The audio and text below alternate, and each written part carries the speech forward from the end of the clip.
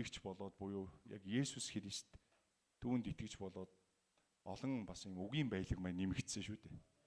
Жишээ нь халалуя гэж хэлдэг те тэр нь юу гэсэн үг вэ гэхээр Монгол хэл дээр орчуулах юм бол Бурхан магтагт болтугай.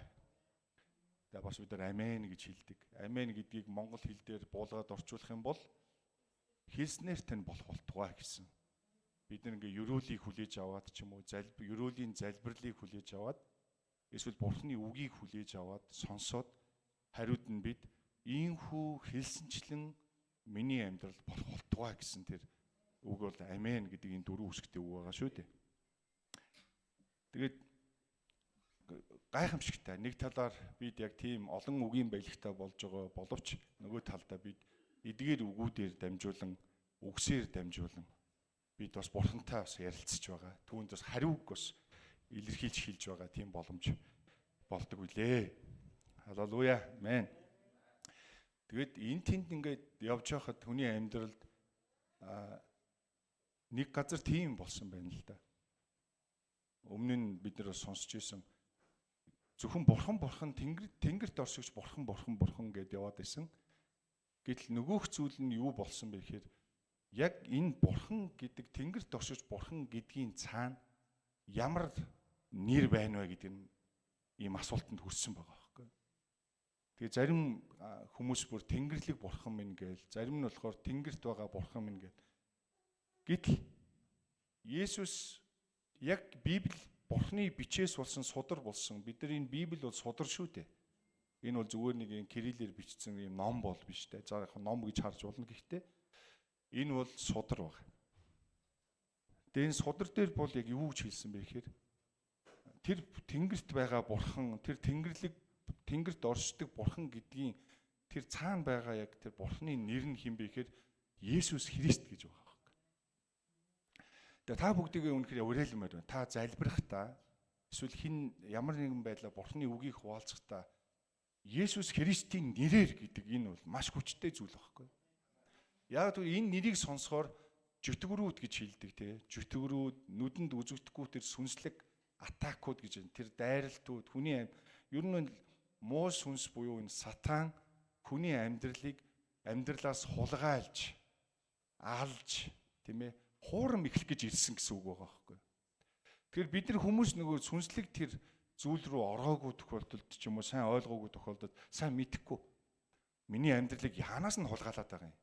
Миний амьдралын он жил юунд хулгайлагдсан юм? Зүгээр л болдгоороо болж байгаа гэж харчих гад байдаг боловч эргээд харахад бол асар их хөлс хүч гаргаж амьдрсан боловч эргээд амьдралд маань тийм сэтгэл дүүрэн тийм зүйл хараахан болоогүй байх тохиолдол байдаг шүү дээ. Мөн гэр бүлийг хагаралдуулах тий. За мөн тэнд ингээд яг байх ёстой нөхөр хүн байх ёстой байр суурин дээр эхнэр хүн байх ёстой байр суурийг хооронд нь хотголдуулдаг ч юм уу. Тэрнээс болж гэр бүлд ингээд ийм үүмэн үл ойлголцол тийм зүйл болж ийна гэдэг чинь юу байна вэ гэхээр нөгөөх чөтгөр буюу муу сүнс сатан гэж хэлээд байгаа. Адгийн муу ёрын сүнс тэр айлын амьдралд орж ирээд тэр хоёрыг хагаралдуулаад тэдний эдлэх ёстой тэр баяр хөөр, эдлэх ёстой тэр амар тайван, эдлэх ёстой тэр тайвширлыг тэр нэгэн хулгайлах гэж байна гэсэн. Хулгайлж хүчгүй болгож энэ хоёрыг хооронд нь эсрэг болгож ингэх ажил бол түүний тэр нэг муу нэгний ажил байж байгаа. Тэгэхээр ах дүүс минь таныг үнэхээр Есүс Христийн нэр гэдэг бол маш хүчтэй нэр. Энэ нэрийг бид нэр дурдахгүйгээр Бурхны нэрээр гэх юм бол энд бид нар бас хооронд мэхлэгдэх магадлал маш өндөр. Бичээс юу гэж хэлсэн бэхээр Есүс Христээр дамжуулан гэж хэлсэн байдаг. Дамжуулах. Жишээ нь өндөр албан тушаалтай хүмүүстээр бол шууд энгийн нэгэн жирийн иргэн шууд тэр хүнтэй уулзах боломжгүй байдаг тийм ээ. Заавал яадаг вүлээ? Хэн нэгнээр дамжуулж тэр мэдээг аваад тэгээд цаг нь болвол тэр хүн яг нэг тэр өндөр хэрэгэм зэрэгтэй тэр хүмүүстэй уулзах боломжтой байд. Яг түүнтэй адилхан Бурхан тэнгэрт оршигч бидний Бурхан аав та уулзах зуучин хэн болсон бэ гэхээр Есүс болсон гэж байж байгаа. Библиэлд. Есүсээр дамжуулан Бурхантай бид нэр бүрэн дүүрэн уулзах боломжтой болсон юм а гэж хэлдэг. Тэгэхээр бид нар Есүс Христ гэж яг энэ хүчтэй нэрийг бид нар тээж явж байгаа хүмүүс шүү дээ. Тээж явж байгаа. Энэ үнэхээр гайхамшигтай зүйл байж байгаа тий. Яг нэрээ тийм байх шүү гэдэг. За би мөн зүгээр энгийн жирийн амьдралаас авч үзье л да. Би тэр дангатаач яг шууд амруугаа ингээд яг хуучин социализмын үед бол ингээд харцаа ингээд шууд ингээд цоргоор нь ингээд уудаг. Энэ бол амар цогсгүй юм байгаа юм л да. Айлын зочин мочи ирсэн байвал шууд данхаа аваад ингээд цоргоор нь ингээд ууж явах юм бол хүү ахиж тэр зочин бол тэр цайнаас уух боломжгүй баг болж байгаа тий. Тэгэхээр зочин ирсэн үед бол тэр хүүхдүүдийг ч юм уу тэр цоргоноос нь уухыг бол ингээд түр хойш нь тий уучлаа хүн ирсэн байна. Цаашаа байцгаа та нар хүүхдүүд гэж байгаа. Яг бол мэдлгүй очиод нөгөө хүүхд нөгөө зангаараа тэ ингээд уучих юм бол болохгүй учраас. Тэгэхээр тэр том савнд байгаа цайг юугаар дамжуулж бид уудаг вэ? Аягаар дамжуулж. Тийм байгаа үстэй. Аягаар дамжуулаад бид нэг ингээд тэр цайг хүртэх боломжтой болж байгаа. Яг үүнтэй адилхан тэр агуу бүтээгч бурхантай бид уулзах, холбогдох тэр зууч буюу тэр гүүр, тэр холбоос нь Есүс Христ болсон юм аа. Тэгж байж бид түүн рүү харах боломжтой. Тэр бүгдийг бүтээсэн огтургүй тэр галактик, галакси гэж яриад байгаа мөн өнөөдөр бас дэлхийгээс 2 дахин том ямар GSP, ямар гариг тийм ээ маш том юм гаригийг нээлээ гэл байгаа л. Энэ бүхнийг бүтээсэн нэгэнтэй бид шууд уулзах ямар ч боломжгүй байсан чинь түүний хүү болох Есүс Христ бидний гэм нүглийн төлөөс болоод тэгээ бид Есүсээр дамжуулан тэр агуу бүтээгч бурхантайгаа холбогдсон юм аа. Энэ бүр учир явдалтай бүр дараалал, дистараалал байж байгаа. Тэгээс бид Есүс бурхан л да гэж би ойлгож байгаа. Гэхдээ амаараа би бурханы нэрээр гээд байвал ямар бурханы нэрээр вэ? Үүний цаана залбирх явж байгаа. Асар өндөр магадaltaй байдаг учраас бид Есүс Христийн нэр маш хүчтэй бидний амьдралыг хүлжигсэн байгаа. Магадгүй тэр хүлээс гинжийг тас цогж чадах тэр нэр бол цор ганцхан энэ газар дээр Есүсийн нэрээс өөр байхгүй гэж хэлсэн. Халелуя. Тэгэхээр бүгдээрээ ах дүүс минь яг энэ нэрний энэ хүч чадал ямар утга учиртай юм бэ гэдгийг бид нар ингээд маш ингээд энгийн ингээд байдлаар ойлгож болж байна тийм ээ. Мөн дараагийн нэг зүйл бүгдээр Бурхны үг рүү утгагүй орно. Хэрвээ хоёр маш сайн найз бай гэж бодъё. Энэ бол одоо Бурхантай харилцаа. Одоо ингээ харилцаа минь үүссэн байх шүү дээ. Есүсээр дамжуулаад үүсчихсэн. Хоёр маш сайн хоёр найз байлаа гэж бод. Гэхдээ энэ хоёр найз уулзахгүй яваад байвал юу бий болох вэ гэхээр төсөөлөл бий болж эхэлнэ. Тэр жоохон тэгээд байна уу да. Тэр ер нь жоохон тийм болцсон юм болов да. Түүнтэй адилхан гэр бүлд ч гэсэн эхнэр нөхрөд уулзахгүй яваад бол төсөөлөл бий болж эхэлнэ. Буруутгаж эхэлнэ эсвэл ер нь тэгээд байна уу да. Намайг хүндлэхгүй да. Намайг сонсохгүй байна уу да. Тэгээ тэр хоёр найзаар жишээгээ авъя л да үргэлжлүүлээ. Тэр хоёр найз уулзахгүй яваад л байвал явандаа яах вэ гэхээр бараг танихгүй хүн шиг болж болно. Танихгүй хүмүүс шиг тийм харилцаа үүсэж болно гэсэн үг. Тийм биз дээ. Яг л тэр хүн юу хийгээд яваад байгаагаа ч ярихгүй зүгээр хаяа нэг харагдаад сайн үгчээд зүгээр минь хөнхөө мэдлчээд ингээ яваад байгаа учраас тэр ер нь жоохон яагаад байна уу да? Тэр жоохон өөр болцсон байна уу да? Арай жоохон бардан болцсон байна уу да гэдэг ийм бодлууд ингээд хүнд бий болдог. Яг үүн шиг тэр хоёр ингээд уулзаж ярьж ингэж учир амьдрал юмаа хуваалцаж ийм цаг зориудаар гаргаж илээ байхгүй л бол нэг л мэдхэд бодлын ертөнцид тань юу болох вэ гэхээр нөгөө хүний талаарх асар их эсрэг бодлууд аль хэдийн уул ховоо шиг сүндэрлэлцэн байх болно. Ах дүүс минь уулзаж ярилцах дээр бүү хориг байгаарай. Биеиндээ онцгой эхнэр нөхрүүд маш юм чухал миний энэ амьдралд минь байгаа энэ харилцаа үнэхээр чухал гэж бодож байгаа бол нандин гэж бодож байгаа бол тэр зүйлийг хойш нь тавьж болохгүй. Хойш нь тавьж болох. Өөрчлөх ухстай бол өөрчлөхгүй. Хүлээж авах ёстой бол хүлээж ав. Хүндлэх зогстой нэгэн байгаа бол түүний хүндэл. Амен. Сэтгэлээ уудлан ярих цагийг гарга, хамтдаа залбирэн суух, тойр цуугаа залбирэн суух тэр цагийг гаргах ёстой. Ингэж байж бидний амьдрал доторх маань Христ Есүсээр дамжуулан Бурхантай холбогдсон амьдралын маань тэр гайхамшигтай хэм маяг бидний амьдрал тогтно гэсэн үг. Хүүхдүүдтэйгээ бас эцэг эхчүүд уулзах цаг зориудаар гаргаарай. Завгүй байж болно. Хэрвээ олон өдөр завгүй явсан бол эргүүлээд нөхөдөж байсан тэр цагийг жаахан ч гэсэн гаргаарай. Хүүхдүүдийн бодол маш нандин шүү дээ. Эрхэм. Хамт байна уу ах түнрээ? Ингээд бүгдээрээ хамтдаа дуулал номын 6 дугаар бүлгийг хамтдаа нээе. Энэ 10 бүлэг л байд. 10 ишлэл байгаа. Дуулал ном. Бид энэ саяын энэ ярьж байгаа энэ орчлыг ингээд эргүүлээд харах юм бол Бурхны үгэн дээр тэгвэл яагаад биднийг ийм байгаа вэ гэдгийг энэ нэг хүний амьдралаар дамжуулаад бид нэр олж авах боломж байна. Дуулал номын 6 дугаар бүлэг 1-10. Гэхдээ энэ 10 ишлэл байгаа болохоор бүгдээрээ 1-3-ыг нь хамтдаа уншия эхлэв. Тогтож ойлгохын тулд 1-3. Энд ингэж бичсэн байна. Өхлөт өвчнөөс идэхийн төлөө залбирал гэд бичсэн. Гэхдээ энэ бол тухайн тэр бүлэг доторхыг ерөнхийлөн ингээд сэтвэлсэн байгаа шүү дээ. За удирдаачид Давидын дуулал жавтарт хөгжимд Шиминитийн дагуу гэж хэлсэн. Нэг гадаад үгээр тэнд явж гин те. Энэ ямар утгатай үг юм бэ гэхээр Шиминит гэдэг нь энэ хөгжмийн актав бийг нэрлсэн гэж үздэг байхгүй.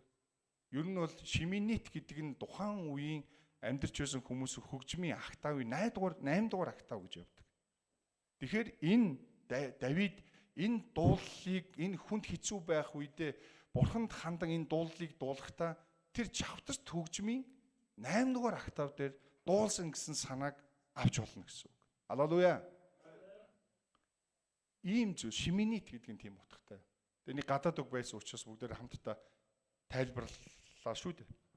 За цаашаа яг эзний үг рүү оръё. Энд дээр ингэж бичсэн байгаа. 1-3 шүү. Эзэн уураараа намайг бүү зэмлээч. Хилэнгээрээ намайг бүү гисгээгээч.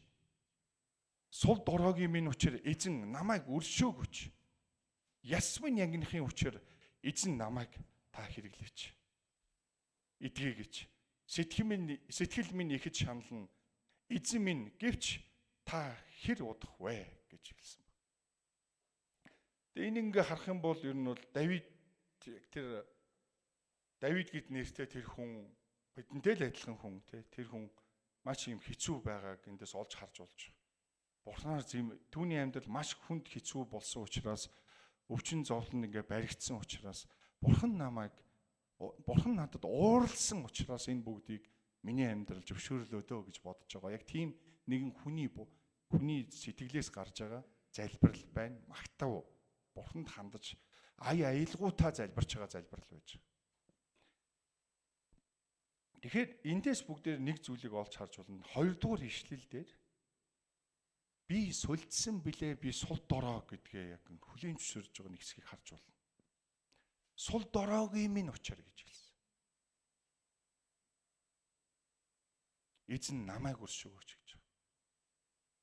Хэрвээ Давид яг энэ дуулыг дуулж байхдаа өөрийгөө би хинбэ гэдгээ энд илэрхийлээгүй бол тэр чигээрээ гомдлсон байдал руу шууд орно.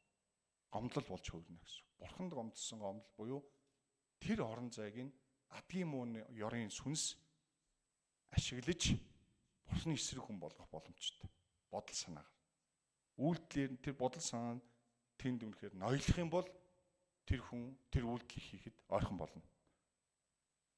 Тэгээд би сул дороо гэдгээ тэнд маш ийм онцгойгоор хэлж өгсөн. Сул дороогийн минь учир гэдэг учир шалтгаан. Би ийм сул дороо учраас та намайг өршөөгөөч гэж.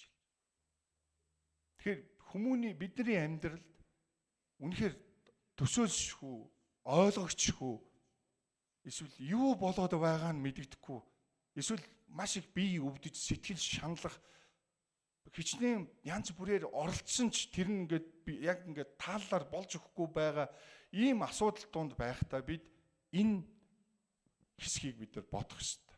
Сул дороогийн минь учир намайг өршөөгөөч гэж. Энэ юу вэ гэхээр та тэр агуу нэгэн гэдгийг шууд хэлж өгч байгаа. Хинээс өршөөл гуйх вэ гэдэг нь Христ итгэгч, Есүс Христэд итгэгч хүмүүст ёстойчлон байх ёстой зүйл. хинээс өршөөл гууж байгаа вэ гэдэг. Маш тодорхой зүрхэнд байж байгаа шүү дээ. Тэгээд энд үнэхээр сул доройгийн минь учраас эзэн намайг өршөөгч, яс минь янгинхийн учраас эзэн намайг идгээ гэж гисэн. Түүний зовлон бол бүр ясын янгинуулж байгаа хэмжээнд хүрж байгаа. Тэгээд шинэ гэрээ Библийн номноос харахаар зарим нэгт нь бүр ингээ яс чинь ягних хэмжээнд хүртэл тэгж зовлон амсаагүй байгаа гэж хэлсэн.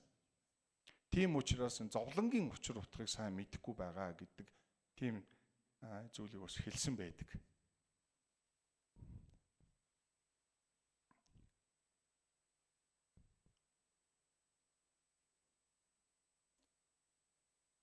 Тэгээд дараа нь сэтгэл минь ихэд шанална, эзэм минь гэвч та хэр удах вэ гэдэг үг бол тэр бурхан Есүс Христ өнөөдөр биднэр бол намайг ийм байдалд удаан байлгахгүй гэдгийг мэдж байгаа. Халелуя. Бүр тийм харилцаа явж байгаа тийм. Тэрнээс одоо өнгөрсөн хизээч бурхан надад туслах юм. Одоо би ер нь өөрийнхөө аргаар л үзэхгүй болохоо байлаа. Ер нь өчнөөл зөндөөл залбирлаа, хүмүүс өглөө гараад залбир гэсэн өглөө босоод залбирч үзлээ. Нөгөө хиний хэлдгээр тийм ээ босоогоороо залбирч үзлээ, сүгдэж залбирч үзлээ, сууж залбирч үзлээ, явган явж залбирч үзлээ, гүйж явахдаа залбирч үзлээ, 10 минут залбирч үзлээ, 1 цаг залбирч үзлээ, хэдэн 7 хоног турш өглөө болгон залбирч үзлээ байдгүй. За одоо болиё. Одоо өстө нэрээ хүнийхээ башир ухаанаар амьдрнаа. Тийм Христэд итгэж, бурханд итгэж хүн ер нь байхгүй. Хэрвээ тэр хүн бурхнаас хамааралтай, бурхан би ямар бурханд хэн гэдэг ямар хүч чадалтай нэгэнд итгэсэн бэ гэдгээ тэр мэдэж байгаа бол түүний зовлон шаналл тэгж удаан байхгүй гэдгийг мэднэ гэсэн үг. Бурхныг мэдж байгаа. Аав надад уурлалаа да. Гэхдээ аав минь угаасаа тийм үргэлж ууртай байдаггүй гэдгийг мэдж байгаа учраас хүүхэд сайн зүйлэнд ааваас ирнэ гэдгийг мэдээ хайр дотор нь байхыг хүсээд үлддэг баг.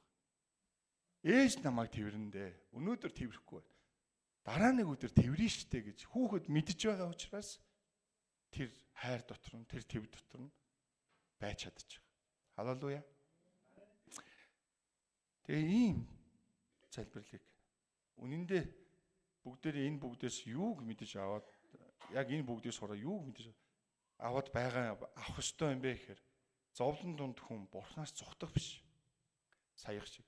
Хүн ингээ зовлонтой болоод ирэхээр өвчин байна уу, сэтгэлийн шанал байна уу, оюун санааны самуурал байна уу, тэ эсвэл одоо амьдралд нь бүтэлгүй зүйлсүүд тохиолдож байна уу, үл хамааран эндээс бид юуг сурах ёстой вэ гэхээр зовлонтой байхдаа бурхнаас бүү зүхтдгийг Давидаар дамжуулан, Давид гэдэг дээр хүнээр дамжуулан бурхан үгээ үлдээсэн байна. Зовлонтой байх тусмаа бурхан руу ир гэдгийг биднээс сануулж байна гэсэн үг. Халелуя. Мэдээж бурханы үг биднээс та нар зовж гин үү гэж хизээч асуудаггүй. Харин хүн аандаа л тэр зүйл рүү орчихсон явж идэг. Шийдэж чадахгүй олон асуудал донд орчихсон явж идэг байх. Уг нь бол би ингэж төлөвлөсөн юмсан. Гэтэл миний төлөвлөгөөнөөс өөр зүйл гинт тохиолдоод одоо би яах вэ гэж явж гинэ гэд хүмүүс тийм бас болдог. Тийм учраас тэгх тусмал бурхнаас цухтах биш. Хүний аргаар тэр бүгдийг дэнсэлж харах биш. Харин бурхан хинбэ гэдэг рүү төвлөрөх ёстой гэж хэлж байна. Халелуя. Дараа нь бүгдээрээ 4-5 дугаар хишлэлийг бүгдээрээ харъя. Энд одоо бурханд хандаж хэлж байгаа тэр хүний Давидын хэлж байгаа маш чухал зүйл. Эзэн эргэн ирж сэтгэлийг минь хэлтрүүлээч. Инрэл хайрынхаа учир намайг авраач. Үхтэл нь таныг үл дурсан. Үхсдийн оронд хэн тань талархах вэ гэж хэлсэн. Энэ хэсэгтэр бол нөгөө бурхан өөрийнх нь бурхан хинбэ гэдгийг мэдэж байгаа тэр хүн түүнээс өршөөлөг гуйж байгаа гэсэн үг байж байгаа. Ямар гэм зөв сэтгэл вэ те? Яг эндээс харахаар эргэж ир сэтгэлийг минь хэлтрүүлээч. Таны залбиралд иймэрхүү хандлагатай залбирал хэр байгаа вэ? Би үнэхээр эргэж ир сэтгэлийг минь те Хэлтрүүлээч гэж та залбирч ирсэн удаа байгаа юу? Сэтгэлийг минь л хэлтрүүлээч. Миний буснуулагдсан амар тайвныг минь л та буцааж өгөөч. Таны дотор би тайвшруулагдмаар байна. Энэ бүхнээс гадна байгаа ажлууд яаж шийдэгдэх вэ гэдг нь шууд хамаарч идэг. Хүн гэдэг бодгол, Бурхны бүтээл өөрөө дотроо самууралтай байгаад гадна байгаа ажлыг бүтээх гэж явах юм бол үнэхээр сүнсэн хөлгөн онгоц шиг болно гэсэн үг түүний амьдрал. Харин энэ хүний би Давид гэж баян хэлэхгүй байгаа. Яг тэгвэл түүний цаана байгаа Бурхны нэр дурддагдах нь зохистой. Давид гэдэг хүний тухай яриад байгаа биш. Харин Бурхан хин юм бэ гэдэг тухай бид нар ярьж байна гэсэн үг одоо. Бидний итгэсэн Бурхан хин юм бэ? Тэр хүнээр дамжуулан би ийм нэгэн гэдгийг харуулж байгааг бид нар ярьж байна гэсэн үг. Ах トゥ ус минь таны амьдралд үнэхээр тийм өдрүүд ирвэл эхлээд түүний амар тайвныг олох нь хамгийн чухал суурь. Амар тайван байхгүй байгаа тохиолдолд аливаа асуудлыг шийдэх гэж бүү муухарл Бурхны өмнө суу, түүний өмнө эхлээд оч. Ямар гоё вэ те энэ залбирлыг энэ хэсгийг бид нар үнэхээр шүүрч аваад амьдралдаа хэрэглэх юмсан. Хэрвээ хэн нэгэн тэр замаар явж байгаа бол эзэн эргэн гэр сэтгэлийн минь хэлтрүүлээч инэрл хайрынхаа учир намайг авраач гэж хэлж байгаа. Түүний инэрл хайр ямар гэдгийг мэдж байна. Тэ? Энэ үнэхээр яг үнэхээр чин сэтгэлээсээ өөрхий энэ хүн бол Бурхныг мэдээд залбирч байгаа залбирлыг эндээс харж болж байна. Тэгээд бүр үхтэл нь таныг үл дурсна. Үхтэл гэдэг нь хэрвээ би ийм байж байгаад үхчих юм бол би таныг дурч чадгаа болж штэ гэд маш гайхамшигтай харилцаа байгаа. Бүр ингээд Бурхны бүр ингээд нэрээ энэ нөхөр чинь гэмээр эн чинь бас тэ мөлийн хүлээж авахар тийм шүү энэ нөхөр ингэж яагаад үхчихвэл. Гэхдээ Бурхан тэр амийг хизээ дуусгах вэ гэдэг тэр өөрөө мэдж байгаа. Харин Бурхныг та харилцаж байгаа хүн нь би өгчүүл таныг дурсаж яаж чадах вүлээ гэд ямар гайхамшигтай харилцаа вэ? Бурхныг дурсамаар байна. Би таныг дурсаж амьдрмаар байна. Тийм амьдралын он жилүүдийг надад өгөөч гэж хэлж байгаа. Халелуя. Бүгдээ 6 7 дугаар ишлэлийг хамтдаа цаашаа уншийе. 6 7 дугаар ишлэл. Яололдоо би төлдөө. Хайлалт минь шүн бүр ормын живэв. Дэр дэвсгэр минь нулимсанд нэвчив. Гашуудлаас болж нүдний минь гал бүхв. Өстнүүдээсээ болж нүдм нь харахулваа гэж хэлсэн. Энэ хүн өөрт нь тулгарсан зүйлсийг маш нэгт нямбай Бурханд хэлж өгч байна. Би юу болоод байгаа тухай. Би ямар болсон байгаа тухайга. Миний энэ доторх энэ дотоод ертөнц маань ямар үүмийн самантай болсон, юунаас болсон бэ гэдгийг энд хэлж өгч байгаа. Үүгээрээ дамжуулаад энэ хүн юуг хэлж байгаа вэ гэхээр дотоод шаналл, нулимс, миний нулимс юунаас болж урсаад орыг минь, дэрийг минь ингэж ус улгаад байгаа, чиглээд норгоод байгаа вэ гэдгийг хэлж өгч байгаа. Бид ер нь их хүлцэнгүй үедээ их хүлцэнгүй хүн гэдэг чинь зарим үед хязгааргүй дэвчээртэй юм шиг тийм амьдэрдэг. Тэр болж байгаа зүйлсийг бүгдийг мартаад юу ч болоогүй юм шиг явах юмсан гэж хүсдэг. Гэхдээ энэ зүйлс нь маш их ачаан дунд, маш их хүнд тэр дарамтны дунд бий болдог учраас тэр хүний хүч чадал мөхсдөж эхэлдэг. Мөхсдөг. Тийм учраас эндээс бүгдээрээ дотоод миний дотор юу болсон тухайг Бурхандаа ярьж байгаа тэр хүн. Залуу хүн ч байсан ийм байдалд ордог. Ахмад хүн байсан ч, эдэр насны хүмүүс ч байсан ч, эрд ирч хүчтэй байгаа тэр хүмүүс ч ийм байдалд ордог. Харин хинээс тусламж авах вэ? Надад мөнгө төгрөг байгаад их мэдл байгаад ч миний сэтгэлийн амар тайван би болохгүй байх шүү дээ гэж байгаа хүмүүс байгаа шүү. Тэгэхээр миний дотоод шанал нулимсны минь учир шалтгаан бол 5 6 7 дугаар ишлэл дээр хэлж байгаа энэ учир шалтгаан байна гэдгийг хэлж. Халелуя.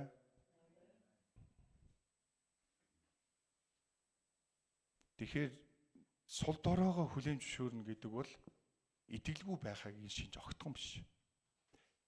Би итгэлтэй байх ёстой. Би сул дорой биш. Бурхан надтай хамт байгаа юм чинь ийм муухар зүйл харилцааг юус огтхон хүссээгүй бурхан. Харин би сул дороогоо мэдээд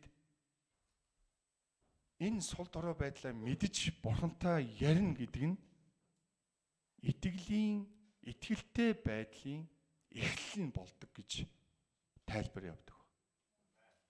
Итгэлтэй байдлын эхлэл. Ямар сонирхолтой юм бэ? Би сул дороогоо мэдээд бурхны өмнө би ийм сул дорой гэдэг хүлээн зөвшөөрөх тэр мөчөд бурханд итгэл ажиллаж эхэлдэг гэж. Сонь байгаа үстэй. Гэл хүмүүс ингээд тим юм хийхгүйгээр үгүй бурхан надтай хамт байгаа. Би бурханд итгэж гин. Би ер нь хүчтэй байх ёстой гэх. Гэл цаана юу болоод байгаа вүлээ? Асар бол энэ дотор маань ингээд бөөн үүмэн саман байгаад байгаа.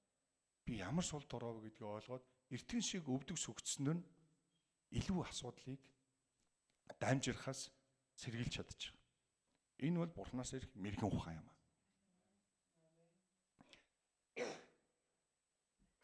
Би пастор учраас хүчтэй байх ёстой. Энэ бол хуурамч даруй байдал.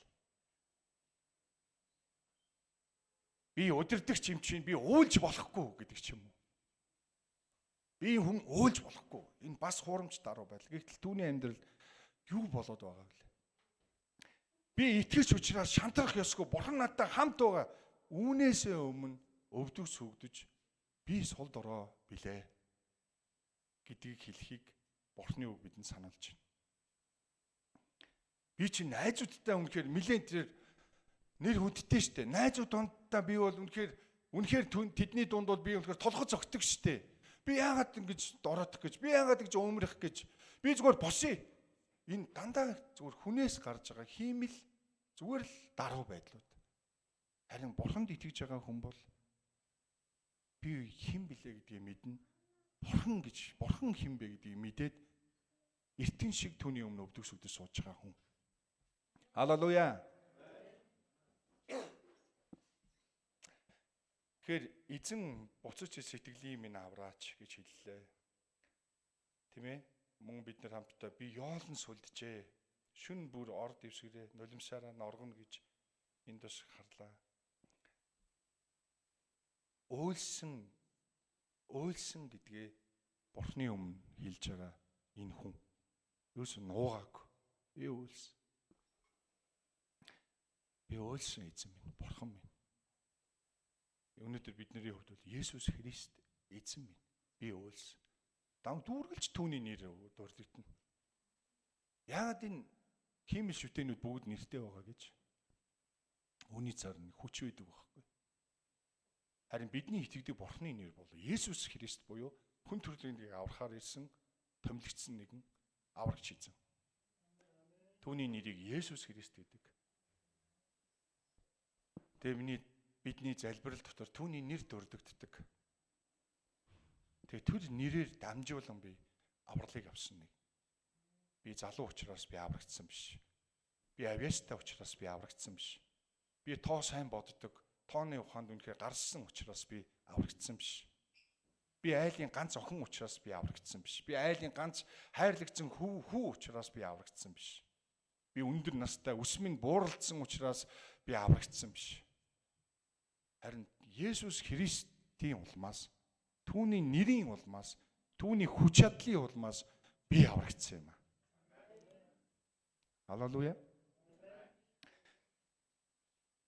Зарим сэтгэлийн шархыгч ингээд биеийн шархыг хүмүүс ойлгохгүй байдаг шүү дээ.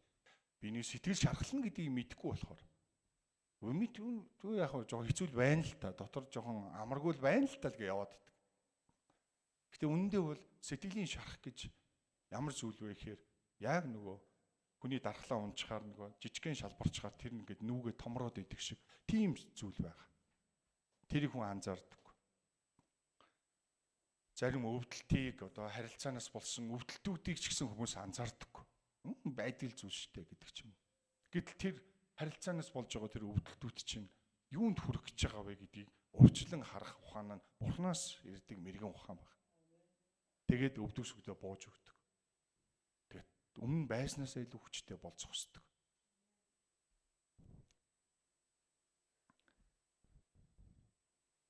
Зарим шин хүмүүс унтахаар хэвтэж явах үед ч түүний дотор нь ямар самуурал үүмэн болж байгааг анзаардаггүй, унтдаг. Тоодоггүй л гэсэн үг. За нэг ийм л жоохон тийм л байгаа юм байл үү дээ. Тэгэхээр Бурхан бидний яг тэр өвдөлтийг мэддэг, бас эдгээдэг.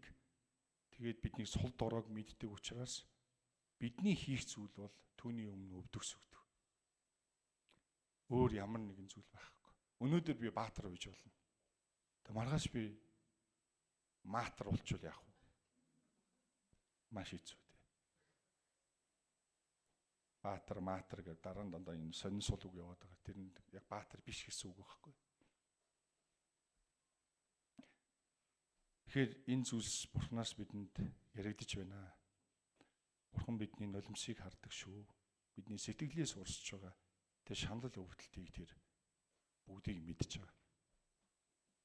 Тиймээс Бурханы өмнө уйлах нь ичгүүр биш юм. Би айж ингээ нулимсаа гаргах юм гэж бүү хатуурах. За үргэлжлүүлээд бүгдээрээ энэхүү дуулаж авчирч төгжмөөр өөрийн сэтгэл зүрхээ Бурханд дуудалж байгаа хүний сүүлийн нэг хэсэг байна. Энэ 6 дугаар бүлгийн 8, 9, 10 дээр ер бусыг үйлдэгчид та бүгд надаас холт. 9 бүс ёс бусыг үйлдэгчид та бүгд надаас холт. Учир нь эзэн миний уулын гэгнэх дууг сонссон. Эзэн миний гуйлтыг сонссон бөгөөд эзэн миний залбирлыг хүлээн авдаг. Миний бүх дайсан ичгүүрт орж ихэд зүрхшээ нь тэд гинт хийчиж ухрах болно гэж хэлсэн байна. Энэ Давид одоо нөгөө нэг уулын шаналж ийсэн нөгөө Давид ч нөгөө хүн чинь одоо эргэлт хийчихсэн байж байна. Одоо нөгөө шамдаад байна, өвдөд байна, тэр нь байхгүй болоод босоод ирсэн байж байгаа. Босоод ирчихсэн байж байна. Харагдаж байгаа үж хэлж байгаа үгнээс нь тийм ээ. Сонсцсон юм чи одоо би яах? Миний энэ бүх өмнө нь саяны өмнөх үечлүүдээр хэлсэн Бурханд хандсан миний энэ гуйлтуудыг тэр сонссон гэж бүр 2 удаа хэлсэн. Амен. Бүр тэрийг мэдж байгаа, сонсчихсон. Тэр амьд Бурхан. Түүний нэр Есүс Христ. Тэр Есүс Христ миний шаналлыг, гуйлтыг, өвдөлтийг минь хүлээж аваад бүр сонссон гэж хэлж байгаа нэг юм. Амен. Тэгэхээр бүгдээр энэ бүгдийг харах юм бол эхлээ сүлдэж байсан байна. Дараа нь нулимстайгаа холилдсон байна. Дараа нь бүр сэтгэлийн шаналлалт төрсөн байна. Гэсэн чинь одоо борч ирээд өвдгөнийхээ шороог гүйгээд борч ирээд ёс бусыг үлдгэснээрээ надаас холд гэж шууд хэл. Амен. Одоо Бурхан түүнд ингээд хүчийг өгч байна. Сонссон Бурхан нь түүнийг босгож ирж байгаа. Нэг хэдүүлээ нэг ярьжсэн да. Бүгдээрээ хамтдаа залбирал гэдэг бол хүнээс байдаг юм аа. Хүн өөрөө би залбирдаг гэж хэлэх юм бол тэр бол нэг талаараа 2 өнцгөөс харж болно л да. Нэг талаар их бардан байгаа юм шиг. Гэтэл үнэндээ би залбирахаар хэвтсэн. Би түүгээр цангаад би төрүүлгийг харах хэвтсэн гэх тэр мөчөд л Бурхан түүнийг өөрийн хүчээр залбиралд хөтэлдэг юм аа гэж байна. Маш сонирхолтой. Би залбирдаг гэж нэг хэлэх нэгээр харин би түүгээр цангаад түүний хүсээд төрүүлгээ хараад хэвтэх үед миний дотроос тэр залбирсан юм аа гэж. Халелуя. Ариун сүнс бидний дотроос ёолон бай залбирдаг гэдэг үг чинь энэ толботой шүү дээ. Би залбираал, би залбирахгүй байгаал. Өнөөдөр залбирч, маргааш би залбирахгүй бай. Уучлаарай. Та маш хол байна. Би та гэд энэ сууж байгаа таныг шууд хэлж байгаа биш. Тэр таад хэн ч үж болно. Тэр таагийн доор хэн өөр хүмүүс ч үж болно. Мэдээж би энд хин нэг зэмлж загнаж шичийд гисэн гэж хэлэх гэж би зогсоогүй шүү дээ. Та нарыг энийг маш сайн ойлгож байгаа. Бид бүгдээрээ л Бурхны хайр инэрлийг хүртэхийн төлөө явж байгаа. Хүртэж байгаа тэр хүмүүс. Түүний сайн сайхныг амссан хүмүүс байна. Хэрвээ амсаагүй нэг юм байвал амсах болно гэдгийг энэ эндэр дээрээс тунхаглая. Тэр тийм л Бурхан. Тэр тийм л нэгэн. Бузар мөг үлдэгчтэй бүгдээрээ надаас холд. Одоо энэ хүний Бурхантай харилцсан энэ хүний тэр байгаа нөхцөл байдал маш хүчтэй болсон байна. Тэр өөрийг нь ямар зүйл ийм болгосон бэ гэдгийг ойлгож байгаа. Бузар муу явдалтай тэдгээр хүмүүс миний амьдралд орж ирээд ийм болгосон. Бузар муу бодол санаа, бузар муу гүтгэлгүүд миний дотор үнэхээр ноёлсон учраас намайг ийм болгосон. Харин одоо бүгд надаас холд.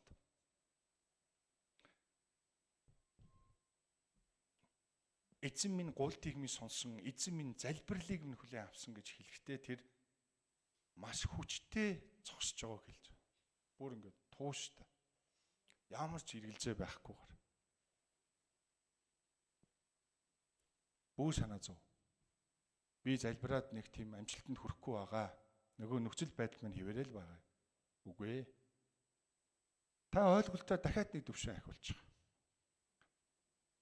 Та өмнөө байгаа асуудлаасаа бүү жижиг бол. Амен. Асуудлаасаа жижиг болох юм бол та тэр чигээрээ жижигхэн юм болно. Нэгэн тийм жижиг зүйл болно. Харин та асуудлаасаа том байх, том шалтгаан байгаа. Тэр нь юу гэвэл Есүс Христийн нэр байна. Амен.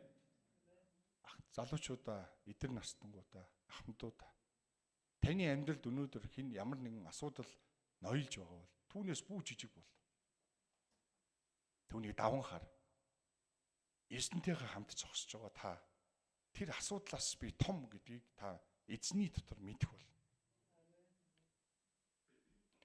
Яана ийнэ гэдэг юм тохиолддог л доо. Одоо яана. Яг тэр үед хүн маш балчир болчихж байгаа гэсэн. Гарч байхгүй мэдэхгүй шүү дээ. Гэхдээ ямар ч хэсэн сандрал төвдрэл энэ төв мэдрэлийн системээр нь дамжуулаад ингээд ойлголтоор нь дамжуулаад ирж гин. Хөө одоо яана. Би яана одоо. Яадаг вүлээ гэд бүр ингээд уулгаал. Бүр ингээд тэгж байгаа. Гэтэл үндэ тэр хүн гарч байгаа гэдгийг харах юм бол маш тайван. Бурханд итгэж хүмүүс ямар нэг юм амьдрал чинь болвол бүү уулга алдаж хий дими хоосон гүүгээрээ. Та бурханлуулахар тэр асуудалд бүү эзэмдвэл тэр нөхцөл байдал бүү эзэмдвэл үүнээс дээгүрх Бурханыг харуул та тэр болж байгаа таны өмнө тулгарсан асуудлаас та том болж чадна. Давидыг харж байгаа биз? Энэ хүнийг ямар том болсон бэ? Ёс бусыг үлдэгчиж надаас холд гэж. Миний гуйл залбирлыг сонссон гэж зогсож байгаа. Маш хүчтэй болоо зогсож байгаа тэрнийг. Тэгэхээр энэ бол үнэхээр түүнийг Бурхан хэрэглэхийн тулд түүнд зовлон өгсөн мэдээж. Тэгээ цөлийн амьдралыг өгсөн. Тэр цөлийн амьдралд тэр сургагддаг. Цөлийн амьдрал хүний цөлийн амьдрал гэдгийг та ойлгож байгаа байх. Цөл газар чинь ямар вүлээ? Урам бол ус байхгүй. Тэгээ тэрийг туулаа явж байгаа хүнээр төсөөлөх юм бол ямар их хөлс хүч зарцуулж, ямар их ядарч, төөлдөж харин нэг тэр нэг тусгалыг, тэр нэг төсөөллийг өнөөдөр амьдралдаа ядарч, төөлдөж зовж байгаа хүмүүсийг харуул яг цөлөөр алхаж байгаа хүн шиг гэсэн утгатай. Тэгээ тэр дотор яадаг вэ гэвэл Бурхан дотор байгаа хүмүүс суралцаж амждаг. Бурхан дотор гадуур байгаа хүмүүс гомдол болон хорсол зөвлөлийг тээжүүлдэг. Ялгаа байгаа биз? Бурхан дотор байгаа хүн нь тэр зовлонгийн замаар явж байхдаа түүн дотор яах нь суралцаж амждаг. Харин Бурхан дотор байхгүй хүмүүс нь тэр зовлонгийн замаар явж байхдаа гомдол, харуулсал, үзэн ядалт, хорслыг авч үлддэг. Өвгөрөө ялгаатай. Өвгөрөө ялгаатай. Тэгээд зовлон байгаа болохоор нулимс нь урсна. Нулимс нь бол хэрэг урсж байгаа мэдэхгүй тэр хүн. Маш их урсна. Тэр сэтгэлдээ энэ шаналлыг мэдэрч байгаа. Энэ шаналл хүнийг ямар болгодгийг тэр мэдж байгаа. Тэгээд тэр Бурхан руу хандан хашгирах бол үннээ өчөх болно.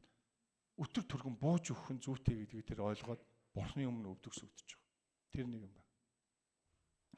Тэгээ эцэст нь түүнд Бурхан түүнд итгэлийг өгч, итгэлийн ялалтаар тэр хүчрэгч нь зогсгуулнаа. Халелуя. Энэ хэд хэдэн зүйлийг та амьдралдаа бас санаарай. Болж өгвөл өнөөдөр сэргижүүлээрэй гэд хэдэн зүйл хэлье.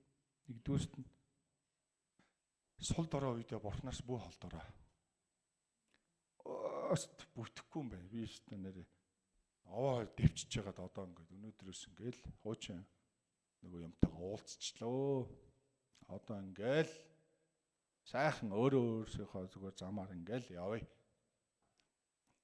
Найз минь, дүү минь, ах эгч минь, үе тэнгийнхэн минь. Тийм үедээ Бурханаас бүх холдох сонголтыг хийгээд түнл ойрт өнөөдөр Бурханы үгийг та сана. Хамгийн ойрооч. Та үгүй би нэг цаг гарах хэрэгтэй байгаа маа гэж яагаад хин нэгэн уруу татаад байвал хин ямар нэгэн ажил таныг уруу татаад байвал үгүй гэж яагаад тэр нэг мухард очиод суугаар. Хинч байхгүй газар олж байгаад. Хоёрдугаарт нь та зүрхээ Бурханд бүү. Нуух зүрхт энэ дотор байгаа ертөнц дотор тийм болж байгаа өмнө самуу асар хэцүү тийм зүйлс байгаа бол бүү Бурханд өөрөө бүү ганцаараа бүү тээж яв Бурханд нээж өг. Гуравдугаарт нь нөхцөл байдлаас илүү Бурханыг хар. Хүмүүс сул дорой шүү. Нөхцөл байдлыг л хараад байдаг шүү. Одоо болж байгаа юм л асар том асуудал юм шиг л тэн дээр байдаг нэрүүгээ бардаг шүү. Бүү тийг тайван бай. Амар тайвны бүү алт тэр нөхцөл байдлаас болоод. Таны хараасан байж болно, зүгсэн байж болно. Таны амьдралд үнэхээр асар их гарц хохирол гарсан байж болно. Тайван бай. Түүнд бүү алт. Үүнд зовлонгийн замаар явж байхдаа Бурханд итгэсэн хүмүүс зовлонгийн замаар явж байхдаа эдгээр зүйлсэд суралцсан байдаг. Тийм учраас түүний амьдралд гинтийн асар хэцүү юм тохиолдох үед тэд амар тайвнаа алдахгүй байж чаддаг нь Бурханаас ирж байгаа юм аа. Тэр үргэлж түүнтэйгээ холбоотой байдаг учраас тэр хүн Бурхантайгаа хамт хүчтэй зогсож чадж байгаа юм аа. Халелуя. Дөрөвдүгüүрт нь залбирлын хариу ирэхээс өмнө итгэж сур. Би залбирсан чи хариу байхгүй гэж тэрийг битгий тооц. Тэр сонссон гэд хүчтэй болж байгаа энэ хүнийг та сана. Энэ залбирсан хүн Бурхан миний амьдралд хариултаа өгсөн гэд хүчтэй зогсоог байхгүй. Сонссон хангалттай байгаа байхгүй. Тэгээд тэр хин яах вэ гэдгийг тэр мэдчихэж байгаа. Амен. Тиймээс хариулт ирэхээс өмнө итгэлээ хандаж сур, итгэж сураа гэсэн үг. Эзэн минь сонсооч гэж залбирсан. Харин эзэн миний залбирлыг сонссон гэж тэр амаараа хэлсэн. Халелуя. Тавдугаарт нь тэр болж байгаа үйл явдал таны амьдралын төгсгөл биш байхгүй. Тэр зовлонтой өдөрч.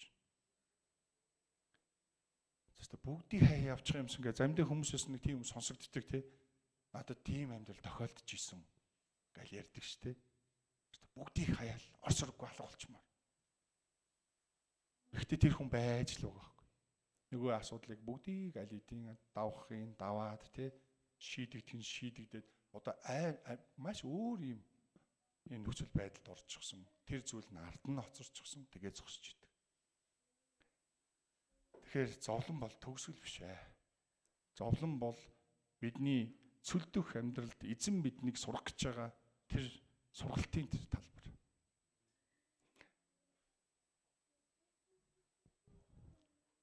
Тэгэхээр та өнөхөр Бурханд руу очиод нулимстайгаар юутаач бай. Нос нулимсаа бүгдийг гойжуулаад хамаагүй оч. Тэгээд Бурхан дотор та итгэлээр босож байгаагаа харах болно. Бас үзэх болно гэж монгол хэлээр хэлж болох юм тий. Үзэх бол. Энэ хоёр үг хоёулаа таарж шүү. Өчтөр нөгөө энэ суужаад үзэх харах хоёрын ялгаа юу вэ гэсэн чинь манай инг чаргал тэр цэргийн хүн хайхтар үл. Би бол ер нь гадралж байгаа. Цаг хугацаагаар ялгаатай гэж хэлж байна. Тийм шүү. Тэгэхээр тэрийг үзэх болно, харах болно. Бид нэр нулимстай шөнө ирж болгоч нэг тийм магтаал өгдөг шүү дээ. Өглөө үүрээр түүнээс ялтын баяр хөөр ирдэгэ гэж. Амен. Магадгүй заримыг нь тэгж шаналж амьдарч хагаад нэг өглөө босоод ирэхэд маш хүчтэй босч ирэх тэр нэгэн байна л гэсэн үг. Асуудал нь жижигхэн цэг болцсон. Өөр ингээд маш хүчтэй зогсож байгаа. Энэ зүйлсийг танд хаваалцъя. Тэгээ бидний эзэн Есүс Христийн нэр танаар дамжуулан алдарч болтугай. Ингээ бүгдээрээ түүнд хандан залбирцгаа. Тэнгэрлэг эцэг минь танд баярлалаа. Энэ цагийн төлөө танд талархъя. Бид үнэхээр энэ өдөр таны үгээр хооллохоор ирсэн байна. Таныг магтан тулахаар ирсэн байна. Танд үнэхээр тэр worship гэж хэлдэг тэр магтаал хүндэтгэлийг өргөж таныг өндөрт өргөмжлөхөөр ирсэн байна. Тэр нэр бол Есүс Христ үлээ.